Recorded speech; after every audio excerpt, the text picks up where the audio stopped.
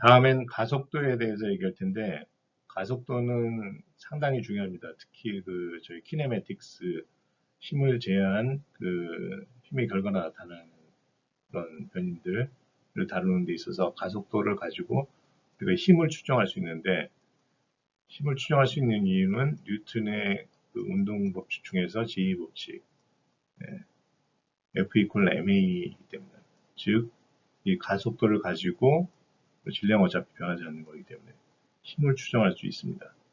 이런 상황을 운동역학에서 몇 가지 사례를 살펴보자면은, 축구 선수가 속도를 크게 줄이면서 페인팅 동작이죠. 왼쪽으로 커팅하기 위해서 자신의 몸을 어떻게 가속해야 되는지, 또 이때 어떤 힘을 가해야 되는지 우리가 추정할 수 있습니다.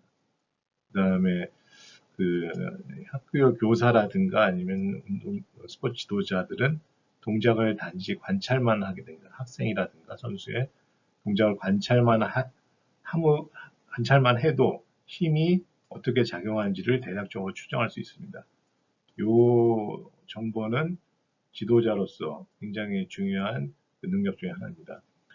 세 번째는 육상 선수의 트레이닝 프로그램 개발 시에 달리기 속도와 가속도 분석을 어떻게 활용하는가. 어떤 트레이닝, 속도와 가속도를 분석해서 어떤 트레이닝을 해야 될지 프로그램을 만드는데 도움을 받을 수 있습니다. 그 다음에 턱걸이 동작. 여러분 턱걸이 동작 많이 봤죠? 턱걸이 동작은 팔로 몸을 끌어올려서 턱 위로, 철봉 위로 턱을 올리는 동작인데, 하나의 동작처럼 보이지만은 이런 것들은 가속도 분석을 통해서 몇 개의 국면, 서로 다른 근육이 다른 일을 하는 거죠. 그런 국면을 나눌 수 있는데, 그런 국면을 나눌 수 있는 방법 등에 대해서 소개하도록 하겠습니다. 일단 가속도를 시작하기 전에 속도의 변화에 대해서 여러분들 이해해야 되는데요. 속도는 벡터이기 때문에 속도가 변하는 것도 역시 벡터입니다. 속도의 변화는 가장 쉬운 표현으로 하면 자동차가 시속 100km로 달리고 있는데 150km로 변했습니다. 속도의 변화는 얼마죠? 50만큼 변한 거죠. 근데 이거 역시 벡터입니다. 따라서 속도의 변화도 벡터이기 때문에 크기뿐만 아니라 방향도 갖고 있습니다.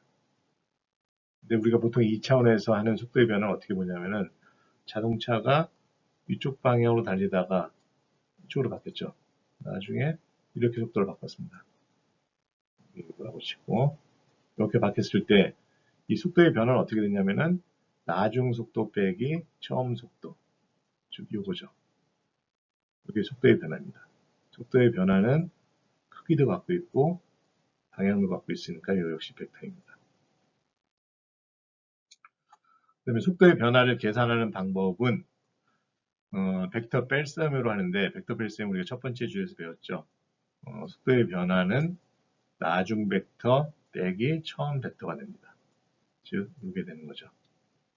그래서 이거는 x 성분은 x 성분 길이, y 성분은 y 성분 길이, 우리가 계산하면은 x의 변화량, 그 다음에 y의 변화량을 알 수 있습니다. 그렇다면은 속도의 변화량에서 이제 선 가속도로 가는데, 선 가속도는 시간에 따른 선 속도의 변화율이죠. 그러니까 시간에 따라서 얼마나 속도가 빠르게 변했느냐, 많이 변했느냐, 적게 변했느냐. 이거고, 가속도 역시 벡터입니다. 왜냐하면 속도의 변화가 벡터이기 때문에. 그걸 단지 시간으로 나눴기 때문에. 그래서 이거 역시 크기와 방향을 갖고 있고요.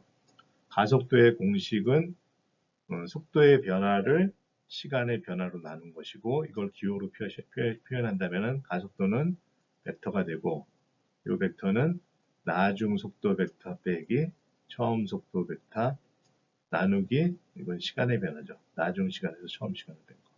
그래서 속도의 변화량 벡터를 시간의 변화로 나눈 거고, 단위는 길이 나누기, 아니죠. 시간의 제곱 나누기 길이죠.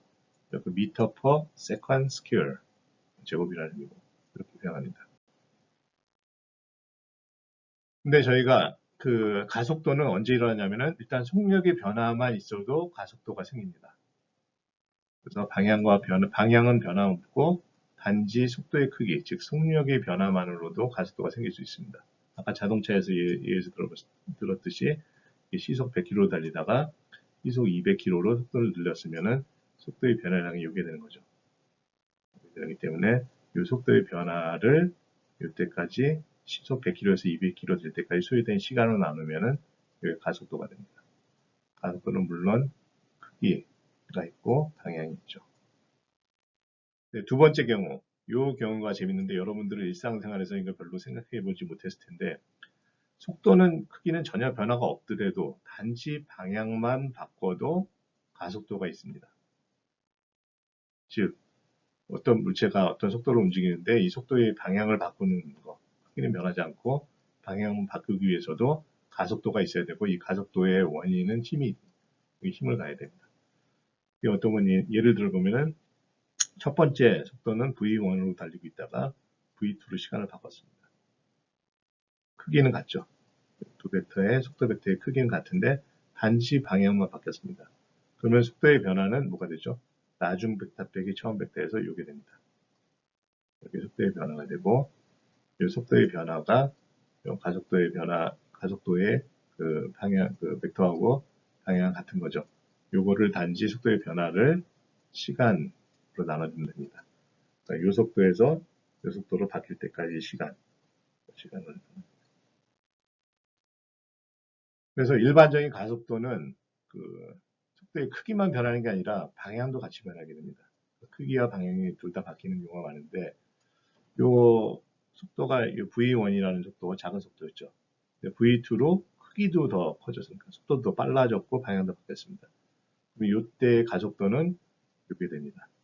V2 빼기 V1 해서 이렇게 되는데 이 성분을 가만히 살펴보면은 원래 이 물체가 움직이고 있던 속도의 방향과 같은 성분이 있고 그 다음에 그 성분하고 원래 속도하고 전혀 다른 성분, 즉 수직이 되는 이 성분으로 나눠볼 수가 있습니다.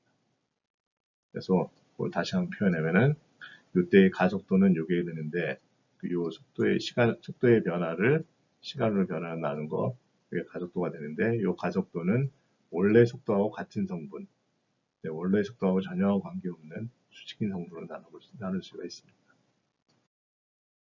예제로 가서 여섯 번째 예제는 르브론 제임스가 코트에서 이렇게 달려오다가 이렇게 점프를 하는 상황입니다.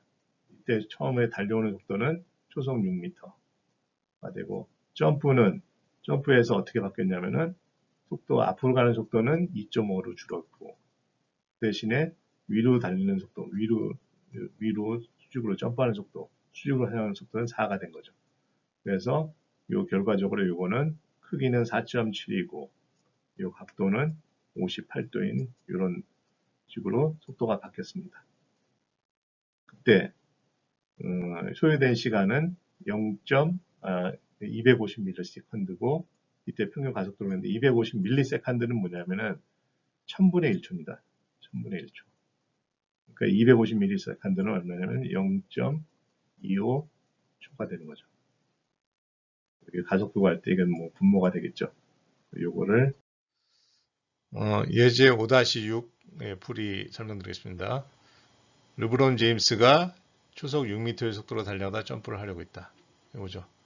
초속 6m로 달려가 있는 게 처음에 초속 6m 속도로 달려가는 거죠. 요거는 화살표의 길이는 6이고 방향은 그냥 여기서 그냥 이쪽 방향 오른쪽으로 하는 거고 그 다음에 그러다가 나중에 어떻게 바꿨냐면은 달리는 속도는 2.5로 줄였고 그 다음에 위로 향하는 속도는 여기 4가 된 거죠. 요 주황색의 벡터가 된 거죠. 속도 벡터. 요게 처음, 요게 마지막 나중 속도 벡터. 그러면 가속도 벡터는 어떻게 되겠어요? 가속도 벡터는 나중 벡터 빼기 처음 벡터죠. 그러니까 요게 되겠죠. 요게 가속도 벡터죠. 가속도 벡터는 이렇게 가속을 해줘야지만은 이렇게 됐던 거를 처음에 앞으로 가는 걸 이렇게 위로 속도를 줄이면서 위로 가게 되는 벡터가 되고 결국에 이 가속도를 줬다는 건 이만큼 힘을 줬죠. 힘의 크기와 방향을 이렇게 줬다는 거죠. 그렇다면은 여기서 요 벡터의 요 벡터를 이용해서 가속도를 구하려면 어떻게 하면 되죠? 요 벡터 V, 벡터 델타 V죠. 이거 가속도 나누기 시간의 변화 0.2초. 이거는 250ms는 1초가 1000ms니까 0.25초죠. 그럼 요거의 길이를 일단 구해보죠. 크기는 어떻게 보냐면은 요거의 크기는 피타고라스 정리죠. 요 밑변의 길이의 제곱, 요거 더하기 높이의 제곱. 계속 반복되죠. 요거를 루트 씌운 다음에 시간의 변화 0.25초로 나누면은 21.26m/s 가 되는 거죠. 네, 방향은 요거 각도죠. 각도는 아크탄젠트 요 밑변분의 높이. 밑변은 3.5, 높이는 4가 되니까 이렇게 하면 48.8도가 되는 거죠. 네. 그 다음에 중요한 개념인데 움직임 방향하고 가속도 방향과의 관계인데 예를 들어서 우리가 속도하고 가속도가 같은 방향이다. 100km를 달리는데 엑셀을 밟아서 150 했다. 이런 거죠. 속도가 증가한 거죠. 증가하는 거고 속도가 이 방향인데 브레이크를 밟아서 브레이크는 가속도는 마이너스가 되는 거죠. 도가 다르죠. 이건 플러스고 마이너스면 속도가 어떻게 되는 거죠? 100보다 줄어들었고 이렇게 되는 거죠. 속도가 이거는 감소한 거고 감속했다는 거죠. 뒤로 가는 건 아니죠. 똑같이 운동 방향 같은 방향으로 가되 속도 단지 크기가 줄어든 거죠. 이걸 정리한 게 이거니까 이걸 여러분들이 열심히 보시길 바랍니다. 그 다음에 우리가 가로축을 시간으로 하고 세로축을 속도라고 봤을 때 여기 시간에 따른 속도의 변화를 이런 식으로 곡선으로 이렇게 그려줄 수 있습니다. 그려줄 수 있는데 이런 기울기 가지고 요 기울기를 가지고 평균 가속도하고 순간 가속도를 구할 수 있습니다. 평균 가속도는 요 T1부터 T2까지의 요 높이 가로분의 세로 해서 요 기울기가 평균 가속도가 되는 거고 순간 가속도는 어떻게 구하냐면은 똑같은 방식인데 요 T1에서의 순간 가속도는 요 델타 T 시간 간격을 굉장히 짧게 합니다. 짧게 해서 요 시간 간격 사이분의 요 속도의 변화 차이 변화를 나누면은 순간 가속도가 됩니다. 순간 가속도에 대해서는 뒤 슬라이드에서 더 자세히 설명하도록 하겠습니다. 그래서 우리가 속도로부터 이건 시간에 따른 속도 곡선 이걸 가지고 우리가 가속도를 추정하는 방법인데 이건 간단합니다. 일단은 기울기가 0인 지점, 0인 지점을 찾습니다. 기울기가 0이 여기 네 군데가 됩니다. 이걸 그냥 수직으로 내립니다. 가속도 곡선에다가 내리고 요 구간 1, 2, 3, 4를 보죠. 1에서는 어떻게 됐죠? 기울기가 평평하게 0이죠. 이때는 가속도도 0입니다. 0이 되고 여기는 어떻게 돼요? 오르막이죠. 오르막이 완만하다가 급해지다가 다시 완만해집니다. 그러면 오르막이니까 무조건 플러스. 가속도는 플러스인데 크기가 점점 증가하다가 기울기가 완만해지면서 또 감소해서 다시 0. 0이 됐고 여기는 내리막입니다. 내리막이니까 가속도는 무조건 마이너스. 이 지점이에요. 여기도 가속도가 기울기가 완만하게 내리막에다가 급격해지다가 다시 완만해지는 거. 그 다음에 여기는 어떻게 되죠? 오르막 구간. 오르막은 무조건 플러스죠. 그래서 여기서 이렇게 플러스. 이렇게 그려주면 되고 가속도가 최고가 되는 지점을 보죠. 가속도가 최고는 여기가 있죠. 여기는 오르막 경사가 최고가 되는 지점. 여기는 내리막 경사가 최고가 되는 지점. 되는 거죠. 7번째 예제를 보죠. 우리가 100m 달리기를 분석할 때 시간에 따라서 이 선수의 속도의 변화를 보게 됩니다. 곡선을 그려주는데 이 두 선수의 시간에 따른 속도 변화 곡선을 그려줬는데 첫 번째 선수는 파란색으로 그려줬고 이렇게 그다음에 두 번째 선수는 녹색으로 그렸습니다. 이 시간에 따른 속도 곡선 그래프만 보고도 우리가 여러 가지 답을 줄 수 있는데 제가 질문한 거는 최고 속도가 더 빠른 선수는 1번이냐 2번이냐 최고 가속도가 더 큰 선수는 1번이냐 2번이냐 간단하죠. 이제 5-7은 너무 쉽죠. 일단 최고 속도가 더 빠른 선수를 찾으려면은 이 최고 속도죠. 속도의 가장 큰 거. 그러면은 이 선수는 1번 6인데 최고 속도가 이 정도인데 2번은 살짝 더 높죠. 그러니까 러너 2가 더 빠른 속도, 최고 속도가 더 빨랐고 그 다음에 가속도는 좀 다른 얘기인데 가속도는 기울기. 이 기울기가 누가 더 가팔랐느냐 이거죠. 이 부분에서 나타나는데 보면은 1번 주자가 2번 주자보다 기울기가 더 가파르죠. 오르막 길이 더 오르막 그 경사가 더 가파른 거죠. 그러니까 러너 1이 최고 고속도가 더 크다고 볼 수 있는 거죠.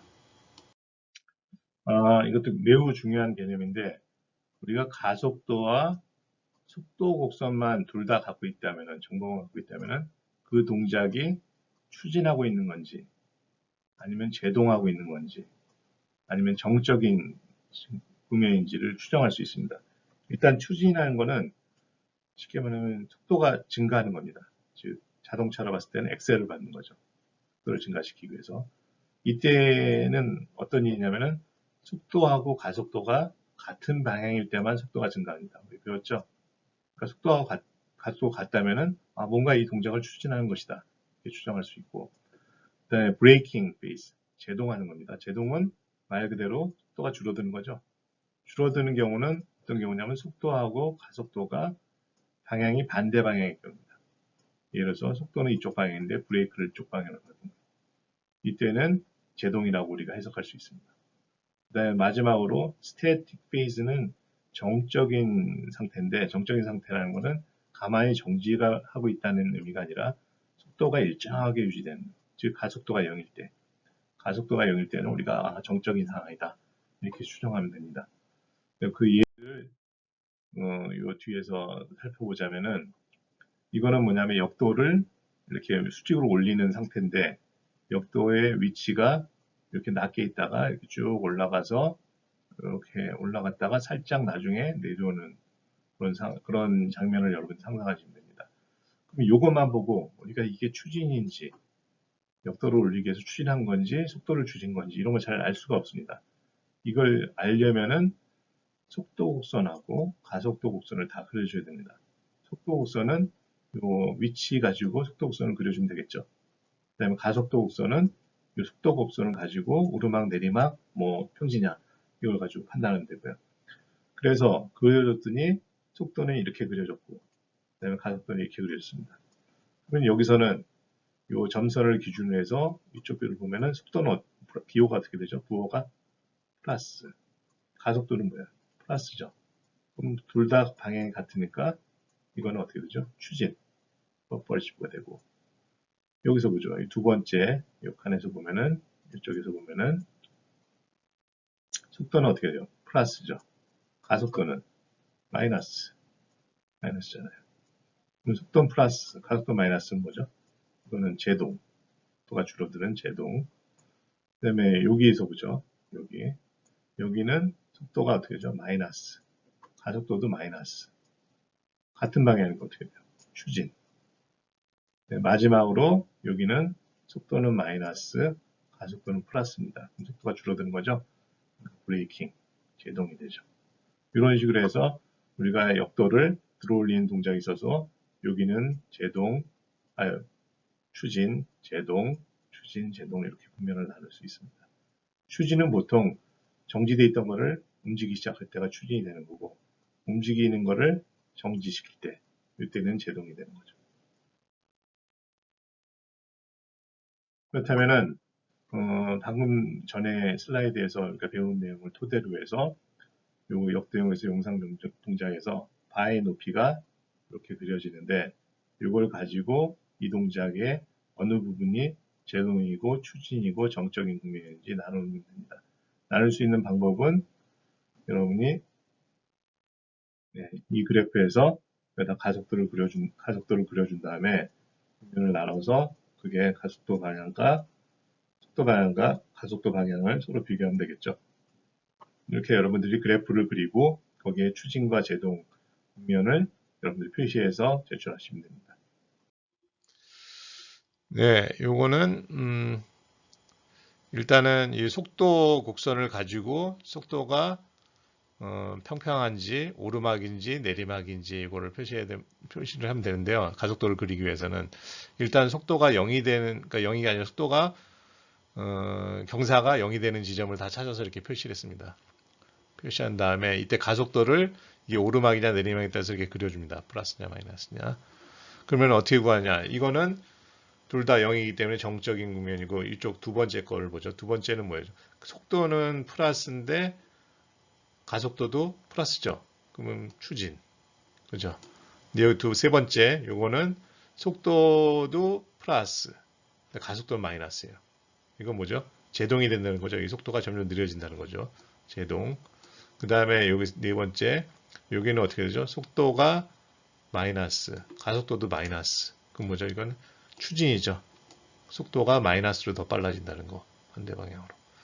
이런 식으로 쭉 해주면 되고 그러면 여기서 다 추진이냐 뭐 정적인 거냐 제동이냐 쭉 나옵니다. 그리고 이게 스포츠 재활이라든가 뭐 운동 트레이닝에서 굉장히 의미가 있는데 뭐냐면은 바의 높이 우리가 뭐 예를 들어서 뭐 역도 같은 거 할 때 바의 높이만 우리가 측정할 수 있으면은 측정하는 방법은 뭐 영상을 찍어서도 측정할 수 있고 거기다 센서를 넣어서 측정할 수 있는데 요것만 가지고 우리가 속도하고 가속도만 그려주면은 근육들이 어떤 일들을 했는지 그러니까 추진하기 위해서 주동근이 더 힘을 발휘했는지 아니면 속도 제동을 하기 위해서 뭐 기랑근이 그 주동근의 그 속도를 제어해서 더 속도를 느리게 했는지 이런 걸 다 알 수 있는 거죠. 그래서 이런 분석 방법은 저희가 그 재활 분야에서 굉장히 재활이나 트레이닝 쪽에서 많이 활용될 수 있는 분야니까 이 테크닉을 잘 익혀갖고 요거를 바에 높이 가지고 요 해석하는 방법을 여러분들 잘 익혀주면 큰 도움이 될 것 같습니다. 마지막으로 등가속도의 법칙이라는 게 있는데 등가속도라는 거는 가속도가 일정한 상태입니다. 가속도가 변하지 않고. 가속도가 일정하다는 건 속도가 일정하다는 건 다르죠. 가속도가 일정하다면 속도가 계속 증가하는 겁니다. 우리가 예를 들어서 10층 건물에서 계단을 떨어뜨리면은 우측 내려올 때, 그 다음에 1층 내려올 때, 바닥에 떨어질 때 속도가 다 다르겠죠. 점점 빨라지는 거죠. 이때는 가속도가 마이너스 9.81 미터 퍼 세컨드 스퀘어입니다. 즉 1초에 9.81씩 속도가 증가하는 거죠. 어느 방향으로? 아래 방향으로. 이랬을 때 성립하는 공식이 등가속도의 법칙인데 이때는 나중 속도는 처음 속도 더하기 가속도 곱하기 시간의 경과입니다. 예를 들어서 이게 10층에서 떨어뜨리는데 5층에 통과하는 순간에 계단의 속도를 알고 싶다. 이게 나중 속도가 되겠죠. 처음 속도는 얼마야? 계단 속도가 0이었죠. 0. 그 다음에 A는 9.8, 마이너스 9.8. T는 10층에서 5층에 떨어지기까지 소요된 시간을 알면 되겠죠. 그 다음에 D는 우리가 시간을 알 때 이게 얼마나 내려가는가. 과연 계단을 10층에서 떨어뜨려서 2초 뒤에 어디까지 왔는가. 알고 싶으면은 이 공식을 이용하면 됩니다. 즉 처음 속도 곱하기 시간의 경과 더하기 2분의 1 곱하기 가속도 곱하기 시간의 경과. 여기서 뭐죠? 처음 속도는 0이죠. 시간의 경과는 2초였지만 0으로 곱하니까 의미가 없고 2분의 1 곱하기 9.8 곱하기 t의 제곱인데 t는 2가 되니까 2의 제곱. 다 알죠, 정보를. 그럼 우리가 2초 뒤에 몇 미터를 떨어졌는지를 알 수 있고 마지막은 뭐냐면은 우리가 시간도 모르고 아무것도 모르는데 일단 10층 높이에서 계단을 떨어뜨렸을 때 이 바닥에 닿는 순간 깨지기 직전에 이 달걀의 속도를 알고 싶어요. 그거를 V1 나중 속도라고 친다면은 이거는 처음 속도의 제곱 더하기 2 곱하기 가속도 곱하기 D입니다. 그래서 처음 속도는 0이니까 무시하고 가속도는 9.8. 그 다음에 여기서 D는 여기 10층의 높이. 이것만 알면 되겠죠. 10층의 높이가 아니라 그래서 20m면 20을 넣으면 되겠죠. 그러면 이 계란이 바닥에 닿는 순간에 속도를 알 수 있는 거죠. 그랬고, 방금 전에 저희가 다룬 등가속도 운동의 법칙, 등가속도의 법칙을 토대로 이 문제를 풀었죠. 사이클 선수가 내리막 경사를 초속 2m의 속도로 내려가다가, 가속도가 0.6m/s 스퀘어의 가속도로 일정한 가속도로 가속을 시작했어요. 이건 뭐죠? 등가속도 운동이라는 얘기죠. 첫 번째 문제는 이 언덕의 길이가 만약에 200m라면 요 지점, 언덕의 끝에 내려갔을 때 이 선수의 속도는 얼마가 되겠는가? 이건 앞에 있는 공식에서 여러분들이 쉽게 알 수 있을 겁니다. 두 번째 문제는 언덕에서 다 내려갔어요. 그 다음에 평지를 가는데 이때 감속을 1.2m/s, 감속을 마이너스 1.2로 감속했는데 이것도 역시 등가속도입니다. 가속도가 일정하기 때문에 이렇게 감속할 경우에 속도가 이 선수의 속도가 예를 들어서 이게 뭐 100이라고 치면 100이 2가 될 때까지 소요된 시간 그리고 100에서 뭐 예를 들어서 1.2죠. 1.2가 될 때까지 100은 제가 그냥 임의로 얘기한 거니까 여러분들 계산해서 구하세요. 1.2가 될 때까지 나아간 거리는 얼마나 나갔는가. 오는 전 슬라이드에 있는 등가속도 법칙의 공식을 여러분들이 활용하면 쉽게 풀 수 있습니다. 예제 5-9는 그 등가속도 운동의 법칙에서 어떤 공식을 쓰느냐 그걸 선택하는 거거든요. 여기서는 내리막 언덕 길이가 200m라면 이거를 다 내려왔을 때 사이클 선두의 속도를 구하려면 어떻게 하냐면은 V1 제곱은 V0 제곱 더하기 2AD 즉 나중 속도의 제곱은 처음 속도의 제곱 더하기 2 곱하기 가속도 곱하기 나아간 거리 이걸 하는 거죠. 그러니까 우리가 알고 있는 정보를 다 넣어보죠. 그러면은 처음 속도는 2가 되죠. 2가 되는 거고 그 다음에 여기서 가속도는 0.6이 되고 D는 200m죠. 200m 여기다 집어넣게 되면은 요 나중 속도 이게 나오는 거죠. 나중 속도의 제곱이 나온 거죠. 그러니까 나중 속도의 제곱을 제곱근을 하면은 이렇게 나오는 거죠. 15.6m가 되고 그 다음에 언덕을 다 내려가서 브레이크를 밟아서 가속도가 1.2m/s 가속도를 이게 마이너스죠. 이게 그러니까 마이너스 1.2m/s 스퀘어 시간의 제곱 이렇게 감속할 경우에 속도가 다시 2m/s가 될 때까지 걸리는 시간은 어떤 공식을 이용하냐면 나중 속도는 처음 속도 더하기 가속도 곱하기 시간 이걸 했습니다. 그럼 우리가 나중 속도는 이미 여기서 주었으니까 2가 되고 그 다음에 처음 속도는 뭐였죠? 이거죠. 15.6 일본에서 구한 거 15.6으로 구하면 되는 거고 이때 가속도는 마이너스 1.2가 되는 거죠. 감속했으니까 브레이크 밟아서 그리고 시간은 모르는 거고 그러니까 우리가 여기 모르는 거 미지수 하나고 식 하나니까 t를 11.35초 이렇게 풀 수 있죠. 그 다음에 그가 감속하는 동안에 나간 거리를 구하는 거는 이 공식을 이용했습니다. 거리는 등가속도 운동에서 거리는 V0t 더하기 2분의 1 AT제곱 이런 거 외워두는 게 좋습니다. V0는 처음 속도 곱하기 시간 곱하기 2분의 1 곱하기 가속도 곱하기 시간의 제곱. 처음 속도 얼마죠?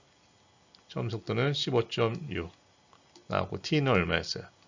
아까 시간 여기서 11.35초 이거 보양했고 2분의 1은 0.5를 넣고 그 다음에 가속도는 감속했으니까 마이너스 1.2죠. 아까 여기서 주어진 거.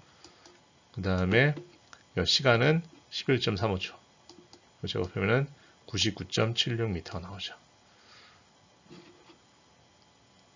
예, 이것으로 이번 주 강의를 마치도록 하겠습니다. 수고 많으셨습니다.